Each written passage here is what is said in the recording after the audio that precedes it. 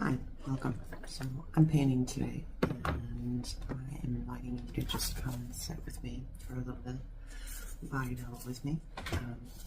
Grab a nice warm drink and cozy up. Because I have had a rough week, and I think, a story to tell today. So I invite you to settle in, snuggle up, and come hang out with me on a Sunday while I paint. I guess I should introduce myself if you don't know me, if we haven't met. If it's your first time seeing me, my name's Heather. I am 47 and late diagnosed within the past year with autism and ADHD. I'm also a mom and a grandma and a certified trauma-informed yoga teacher, and on occasion a dabbler in the arts. So that's what we're doing today, is we're dabbling in the arts just a little bit while I tell you my story and I guess kind of why I've had such a rough week. And I guess this is also going to be a video about grieving and death and dying, and how, as an autistic person, that has shaped my experiences, and I have had a lot of experience with death. Let me say that again. I've had a lot of experience with death. The word didn't want to come out the first time. So I am painting a little bit today to kind of work through some thoughts, things that I've had going on in my head the past week surrounding those topics, because within the next day or so, it'll be a 3-year anniversary of the day that I watched my mother take her last breath. And then 2 months after that, I watched my grandmother take her last breath. And I've had a lot of experience with those moments. And I really struggled this week, not because of the grief or any of the things that you would probably think would cause me to struggle, but I've been angry with myself. Very angry that it's been 3 years and I'm still not better. And when I say better, I don't mean that I haven't recovered. I haven't grown any. I haven't, obviously been changed by the experience I have. And I am, in that sense, I think, better. But I think the thing I've been angry about is I'm not some inspirational story of triumph after tragedy, that I am not actually better on a level that is inspiring. I've even judged myself for not recovering properly. But I think today, after a week of completely being wrapped in my head, and to the point that I have had migraine after migraine and just anxiety out of nowhere, this feeling in my chest that I cannot let go of. Quite scratchy and curly. That's the thumb clean. But just this anger that has consumed me, that I have wanted to blame other people for. I have wanted to pin it on myself and let it eat me up and let it tear me apart. But just anger that I've not become some sort of, inspiration to everyone. Like, that's a job that I had. Like, that's something anybody should aspire to. How silly I am. But let me tell you, about my experiences while we paint as an autistic person and an ADHD person with death and dying and grieving. Now that's been really odd for me because I have had a lot of experience with it. I painted this last weekend. Look how sad she is. I didn't even intend that. I was just playing with some gouache paint that I got. I just made that sad girl. So where do we start with death and grieving? Because it's really been like a lifetime of dealing with that. To the point that I'm like, okay, is this my life's purpose? To have been here for all of these people when they died? Maybe it was. Maybe it was. Maybe that was my purpose. I was 26 when my grandmother died. The grandmother that raised me from the age of 1 to 17, my mother's mother, died of cancer when I was 26. And that was the first experience I had of watching someone expire, watching them shuffle off their mortal coil, watching their soul leave their body, whatever your belief system is. She was sick for a while, and she tried to do the best she could to still keep giving and doing and being the caregiver, the one that doesn't suffer loudly. And I was with her in her last few moments, and I held her foot to the foot of her bed. And she was already unconscious by that time. It had been a week of her on morphine, on hospice care. And I could tell she was just hanging on. And I just grabbed her foot and I said, it's okay. We'll take care of him when you go. Meaning my mother and I would take care of my grandfather. And she shuddered and took her last breath, and that was it. That was the first experience. 28, my father died. He didn't raise me, but he's still my dad. And I wasn't there at the moment of his death. But I did get to see him in his final days. And that was an experience.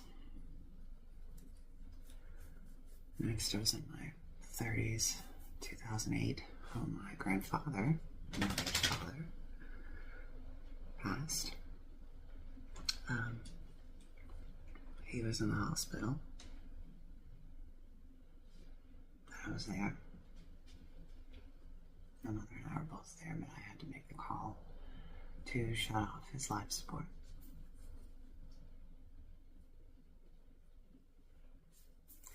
There were a few deaths in between. Most recently, though, in 2020, the very beginning of COVID, my grandfather, my father's father, passed away. Being the oldest child, with my father gone, I was left to make decisions around his care and had to have him moved to hospice.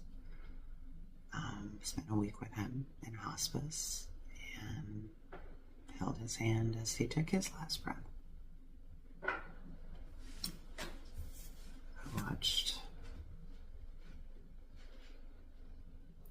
I watched him wince and cry in his sleep, in his morphine-induced sleep, and saw his pain and just thought, this is what I'm supposed to do. This is what I'm here for. So when my mom got sick, it was only natural that I was going to take care of her, even if we hadn't had the best relationship. Honestly, most of the time we wouldn't have had any relationship if I hadn't have pushed for a relationship. But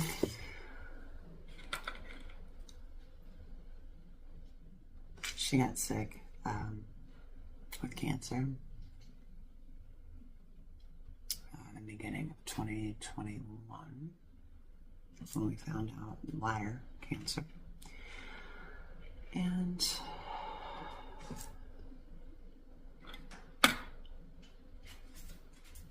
at first I tried to be very positive, despite all evidence to the contrary in my life that cancer equaled death, that this was not going to be the case this time. My dog is just going insane if you hear scrabbling in the background. Hey, stop, come here, come here, come here, come sit.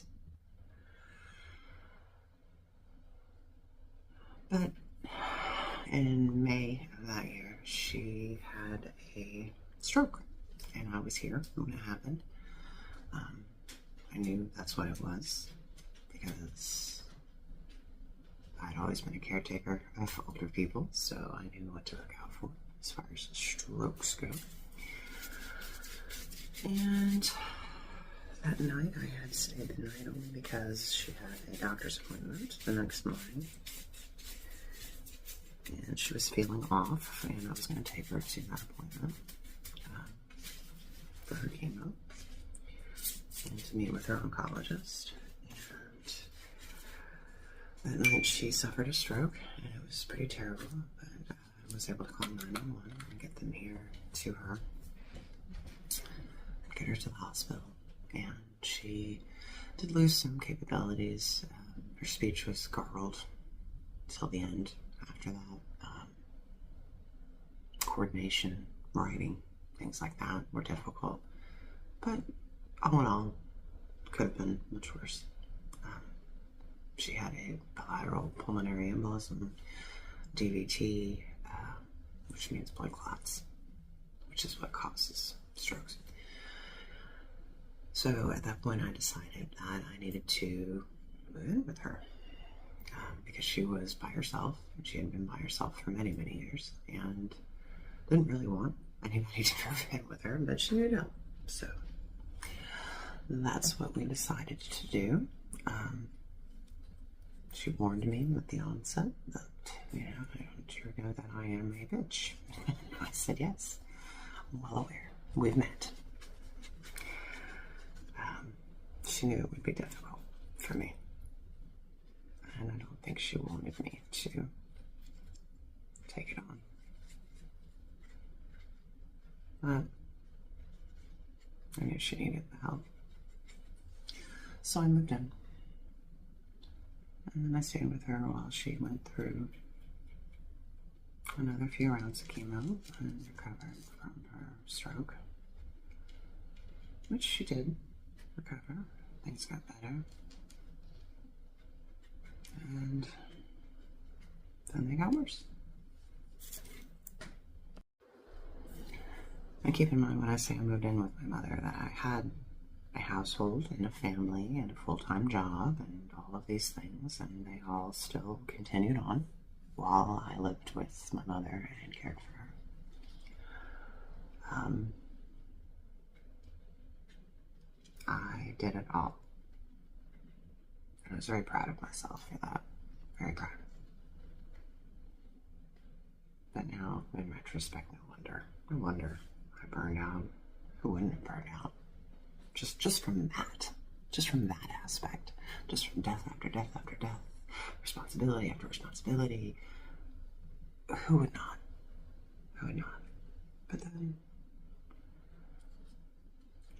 hindsight's 20/20.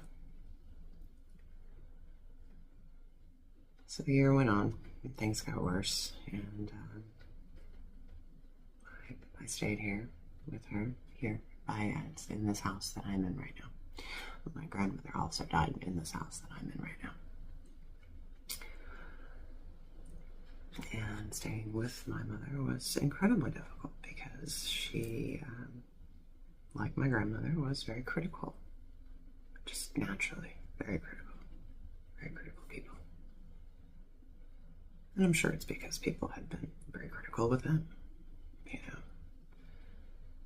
I came by it honest, but it still was harmful for me. I can't explain to you what it's like to not only be caring for someone, but have yourself transported back to childhood because of the circumstance that you are picked apart every day by someone you are caring for. Your appearance, your clothing, your speech, your posture, your stance, your everything. Everything. At 40-some years old, as a mother and already a grandmother, to have that as a constant background when you already had enough of it deeply instilled from childhood. Pretty sure that had a lot to do with my burnout. Now, as I look back on it, I wonder if my handling of all these deaths and the fact that I am autistic played a very helpful role for everyone involved, because I was able to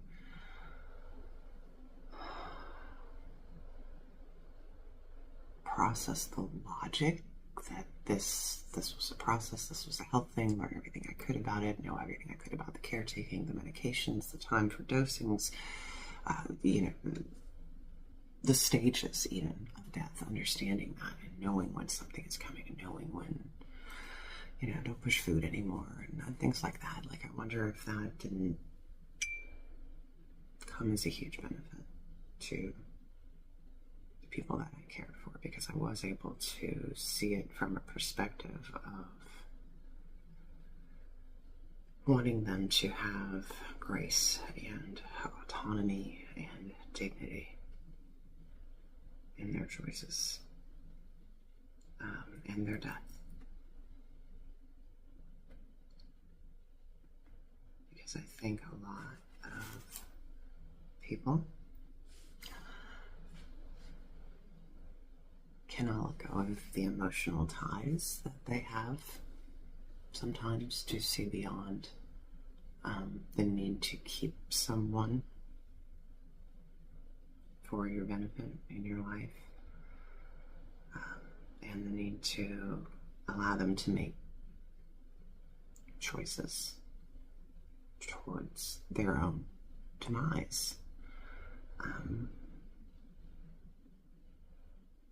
remember when my mother and I went to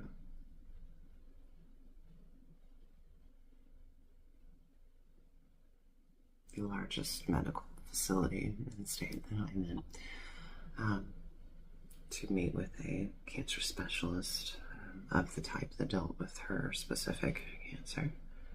And they gave us the, final word that this was not something that surgery or treatment would fix, that the tumor was not shrinking with the treatment, with the chemo, with the radiation, that they could do a immunotherapy, Keytruda, to help, but it's kind of an experimental thing and there's no real guarantees. And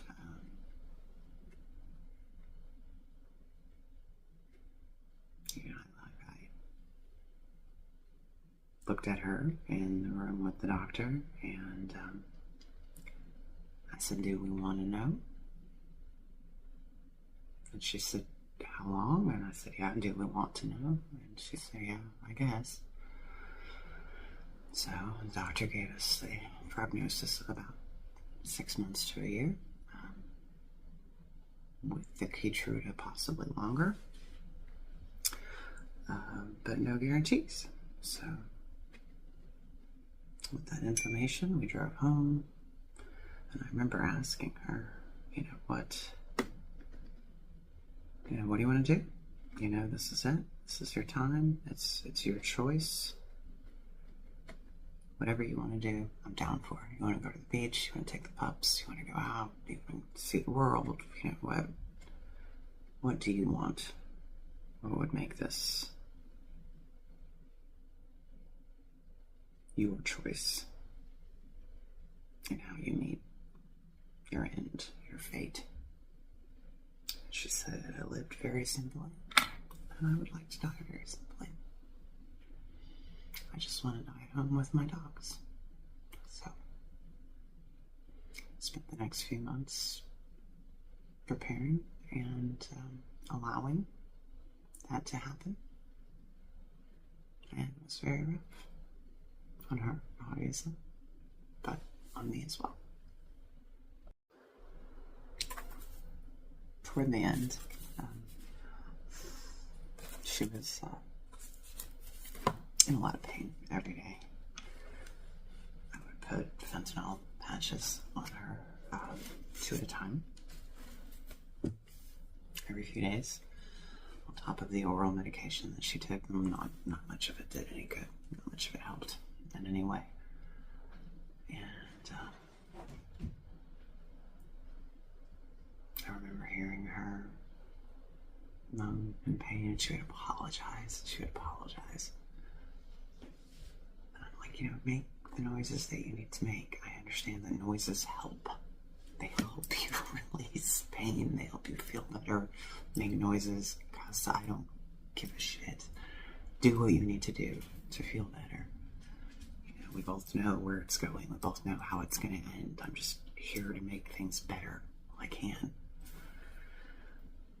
And I like to think that I did. I did the best I could. And it was very difficult for both of us, but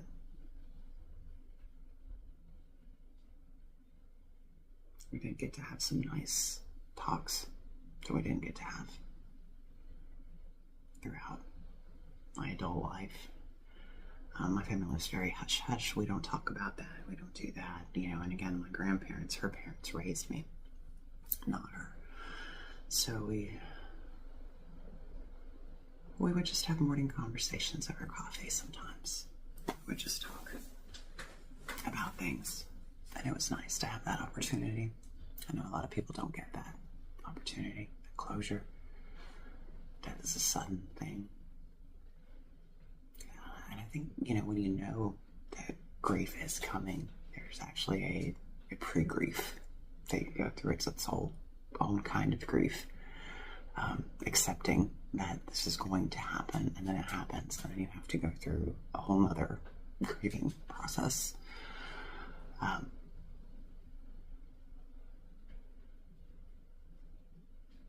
I think when she finally did get to the point that I knew this was it, and she knew this was it, it was on my birthday. On Valentine's Day, I had to call the ambulance to come get her because she was very out of it. She had a nephrostomy tube and a bag, and she had started taking it apart and decided that she wanted to fix it and could not. And my mother did work in the healthcare field. She was a surgical tech, so technically it's not far-fetched that she could have fixed something. But it was the signal of the beginning of the end for the situation, for her death. Took her to the emergency room. They fixed the tube, and they advised me that she had something calcemia. It's basically when the medication from the chemo degrades the bone so much that it is releasing calcium in mass amounts into the system, and it is basically, it causes you to lose your mind and your faculties and all kinds of things. So it was the signal that it was time, that help was needed. I couldn't do it by myself anymore. She knew hospice was the last step, and I respected that. She knew that meant she would lose her fierce independence and autonomy when a hospital bed was brought in, when morphine was an option, when these things finally came to be. But it couldn't go on like it was anymore. I couldn't do it myself anymore, because her She'd fallen several times. I'm a very large person. I'm 6'1". My mother's also a very large person. So it was difficult to maneuver her when she fell. We had an entire day where I couldn't lift her, and I had to use a rolling ottoman for her to get on and roll herself to the couch so that I could help get her up onto the couch so that we could go from the couch to the bed. And that's when it was like, I'm going to cause myself injury. I'm going to hurt you. I need help. So when she came home from the hospital, we came home with hospice set up. And I remember the hospice nurse looking at me and saying, after her first visit, "Get down." She said, she's hanging on tight. She's not going to let go easy. I said, "Yeah, I know." And I didn't expect that things would move as fast as they did once it was time. Once she had the opportunity to let go. Like I said, my mother had lived most of her life alone, and she was fiercely hyper-independent due to her own childhood traumas and her own issues. She admitted to me in her last days that she regretted that she lacked emotional intelligence to maintain relationships. She hadn't spoken to my brother in 10 years when she died. And she probably wouldn't have spoken to me either if I hadn't been the one that came over all the time and texted her and continued a relationship.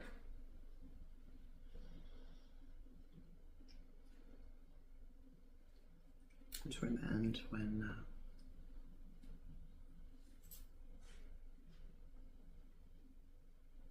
the nurses said it was time to give her the Ativan and the morphine cocktail to allow her to relax, because she kept trying to fight.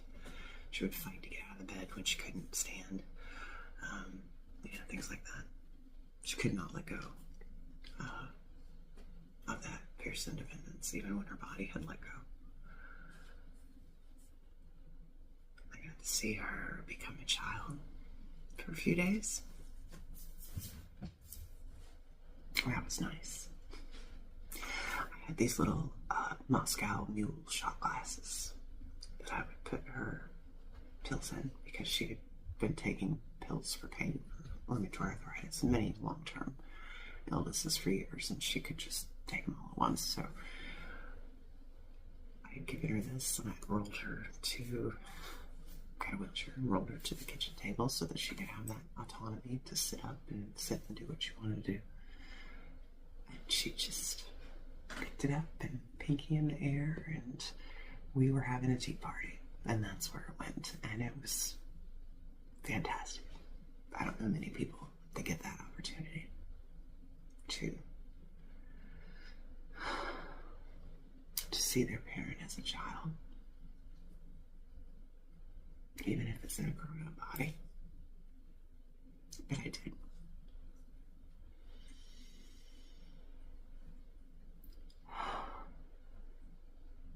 And then it was very quick after that, just a couple of days of unconsciousness, bedridden, nurses coming in, going. And the last day I knew it was the last day, so I called my kids and I said, hey, come say goodbye to Grandma. And I called my brother and I said, hey, if there's anything you want to say, she can't talk back, but she can hear you. And she could. And everybody came and said their goodbyes, and I sat with her and I read a book. We share a favorite author, Christopher Moore. So I sat and read a book to her for the last little bit. And that night she took her last breath, and that was it. Except that wasn't it. Because it's never just over when the last breath is taken, not when you're the responsible one. Then you have to plan services and what to do with the body, and to open an estate account and close these bank accounts. And, luckily we had discussed everything beforehand, so I knew exactly what she wanted. Didn't want no service, no nothing. Very low key. And I had just started getting all that stuff in order after her loss, when I decided to quit my job, which was the worst decision ever. Don't ever quit your job, stop routines, things like that after a major traumatic event. It seems like the thing to do. It's not. It's not, especially if you are neurodivergent and somebody who craves and needs routine in your life. So I put my notice in, I quit my job, and mainly it was because I couldn't keep working. Every time I would sit down in front of the computer in that room, in that space that I had been in this whole time with her, I would remember her crying in bed, and it felt like it was just happening all over again. So I quit my job, and I took care of the things that I needed to take care of. And then that was February, and my grandmother passed away in July of that year. June of that year. And I still harbor a lot of guilt around that situation, because I was also her caretaker. I had been taking care of her for about 5 years. Her finances, getting her dialysis. I sat with her through a double bypass. I had been nursing a melanoma on her head, taking care of her diabetic leg wounds, picking up her medications, and just everything that I could do. And when I had to move in with my mother, I had to kind of step back from her care a little bit, because I just wasn't able to do it. I just wasn't able to keep it all up and all together. I couldn't do it anymore. And the week before she died, she called me and told me that she had been feeling very anxious at night, and that she didn't know what was going on, but she felt, her chest felt very anxious. I asked her if anything was upsetting her, if she had something going on with my sister, or what the case may be. And, I just told her, just try to take it easy, use oxygen if she needed to, that I'd be able to see her as soon as I could. And then I got a call that she was in the hospital. I had to go up there immediately. She was unconscious, and they thought that she had had a cardiac event sometime in the night. They had her on a ventilator and advised me and family that if she did regain consciousness and the ability to breathe on her own, that she would lose both of her legs, because of the, loss of circulation from the event. That she may not be able to speak, that she may not be able to function. And my grandmother was 80, but fiercely independent. So trying to get in trouble. You just want attention. Come here. And I knew that was not a life that she would want. So again, I was the one that had to make the call to not continue life support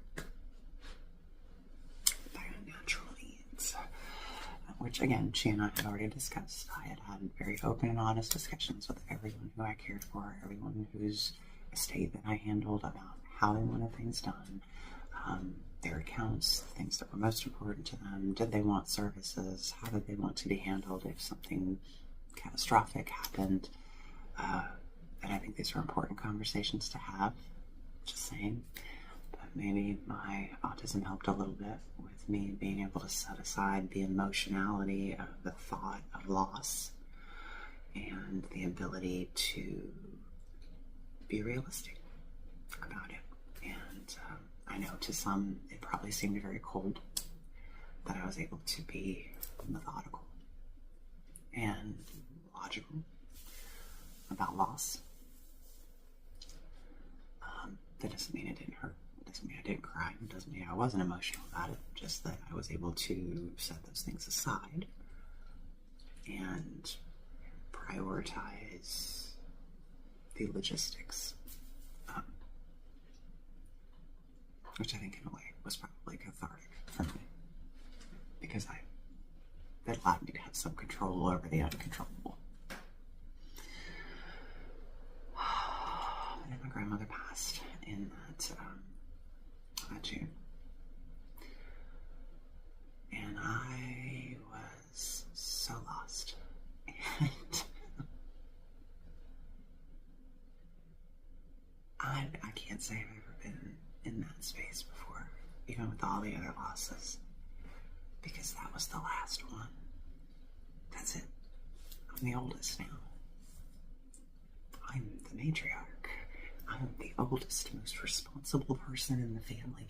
That is terrifying. I'm the adultiest adult. Are you kidding me? No. No. But I was. All of a sudden. And also, all of a sudden, I wasn't a mom anymore. I just stayed in my mom's house after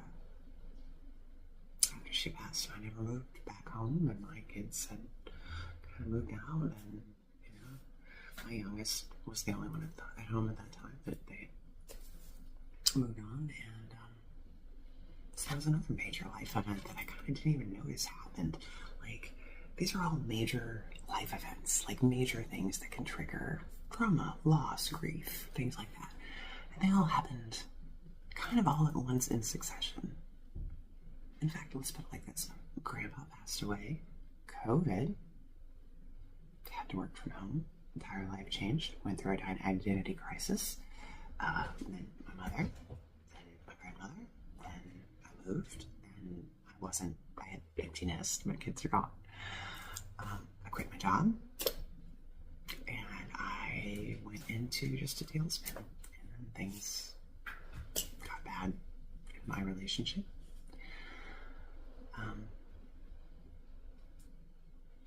And it broke me. All of those things combined, it all just broke me. And it's been years since I felt like there was a huge piece missing from me.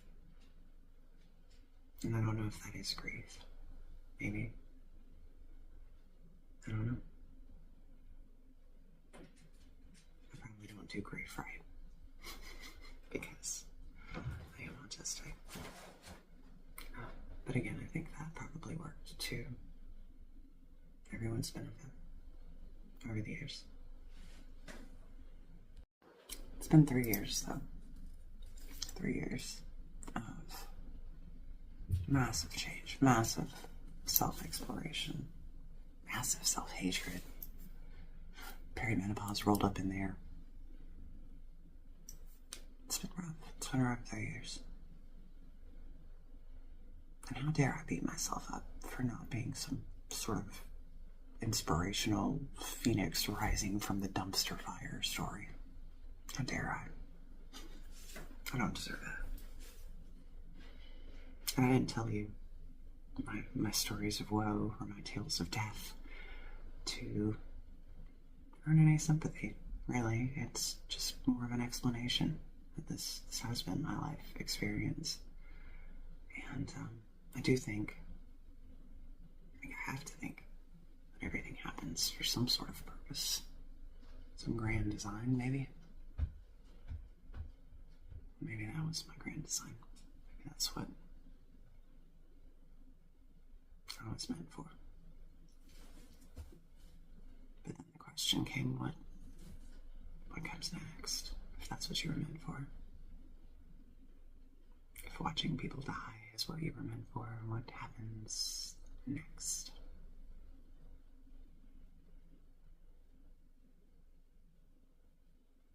And I sat with that question for a long time, and I got sick. I tried to get well. I tried to seek help from doctors, from psychiatrists, from physical therapists, from anyone and everyone. Because I had tried to help myself through everything else, and it wasn't working. So somebody else has got to step in and do something. But they couldn't really do anything. I listened to Gabor Mate's book, When the Body Says No, last week. And it really, within the first 5 minutes, I was blown away at how much they were telling my story. My story, my mother's story, my grandmother's story. Because every one of us hit a certain age, got specific autoimmune, chronic pain conditions. And as he is talking about the people that do not know how to express their emotions are the ones that die with chronic illnesses. They're the ones that get sick of these specific things. And I was like, oh, shit. That's me. That's me. I am killing myself, keeping silent and staying small and denying my own experiences simply because they've been denied by so many other people. And who am I? You know, who is this silly autistic girl, this old lady who knows nothing?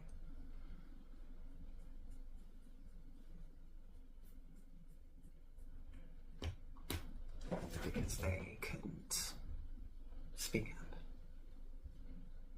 I mean, he started talking about scleroderma specifically. My grandmother had scleroderma. The one that raised me. Her skin tightened everywhere. She couldn't sweat except her face. Between the arthritis and the scleroderma, her fingers were like this. Like she could not lay her hands flat. And I'm sure she had a lot of shit she didn't get to say. She got saddled with raising somebody's child. I know that's how she felt about it because she actually expressed that to me. Bless her heart. I mean, I get it. Moments of frustration. It wasn't like it was an everyday thing. And I've spent a lot of time looking back, you know, my childhood lately, of course, trying to make sense of things since the autism diagnosis. Man, Gabor's book kind of put it together on maybe why everybody in my family's died so young, when they all died of cancer. And that doesn't have to be my fate. It might be. It doesn't have to be. I can find peace and happiness, and even if it is my fate, I can go down swinging and speaking until the very last minute. I don't have to please anybody. I don't have to silence myself. I don't have to provide emotional labor for everyone in my life. I don't have to be a martyr or saint. I don't have to worry about my perception with other people anymore. I don't have to hold on to the stories that were eating away at at me and that I watched eat away at everyone else. I guess that's a pretty good takeaway after 3 years. So maybe it's not a huge inspirational story of triumph, but it's a story. It's my story. And I thank you for listening to it. And I thank you for joining me. And I do hope that you come back again, because I enjoy having you to talk to tell my stories to. I appreciate you sharing your stories with me in the comments. I feel like our weekly talks are something that's really helping me move forward. And maybe next week we'll do more painting and less talking.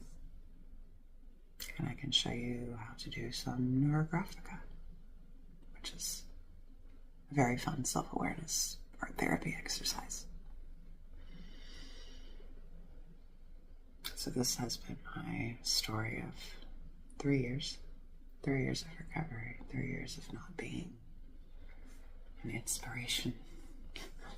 And how this autistic person has handled death and dying and grieving. And I think you got to meet all of my intrusive and clingy pets. This is Ash. You saw them go earlier, Thumbelina.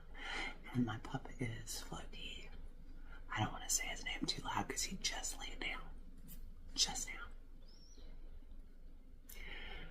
But thank you for joining all of us for some time on the couch today. I do appreciate it. And I appreciate you following and subscribing and commenting and liking and all that good, wonderful stuff. Thank you so much. Thank you. And I hope to see you next week. And we can talk some more. I appreciate you.